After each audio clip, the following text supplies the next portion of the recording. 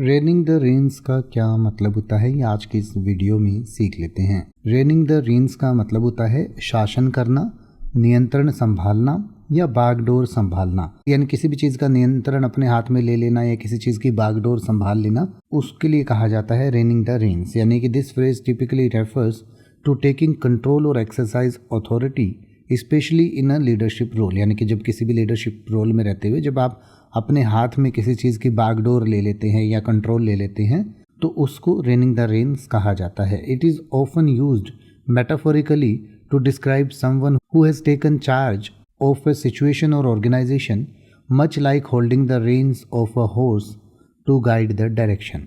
यानी कि इसका आमतौर पर एक रूपक के रूप में, एक मेटाफर के रूप में इस्तेमाल किया जाता है। जैसे कि आप घोड़े पर बैठकर उसकी लगाम संभाल लेते हैं उसको दिशा दिखाने के लिए कि किधर जाना है किधर नहीं जाना, तो उसी तरीके से किसी ऑर्गेनाइजेशन की या किसी भी चीज़ की या किसी संस्था की बागडोर अपने हाथ में ले लेना को रेनिंग द रेन्स कहा जाता है। जैसे कि आप कह सकते हैं कि सीईओ के इस्तीफे के बाद उसने कंपनी का नियंत्रण संभाल लिया या उसने कंपनी की बागडोर अपने हाथ में ले ली, तो आप कह सकते हैं after the CEO resigned she took over reining the reins of the company.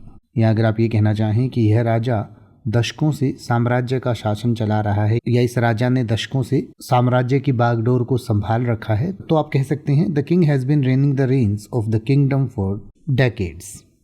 अब आप किसी भी वर्ड का मतलब हिंदी और इंग्लिश में YouTube पर सर्च कर सकते हैं, आपको मेरी वीडियो मिल जाएगी जिसमें आप बिना किसी फालतू बकवास के सीधा उस वर्ड का मतलब समझ पाएंगे। तो ऐसी ही वीडियोस को देखते रहने के लिए चैनल को सब्सक्राइब करें और बेल आइकन को प्रेस करें।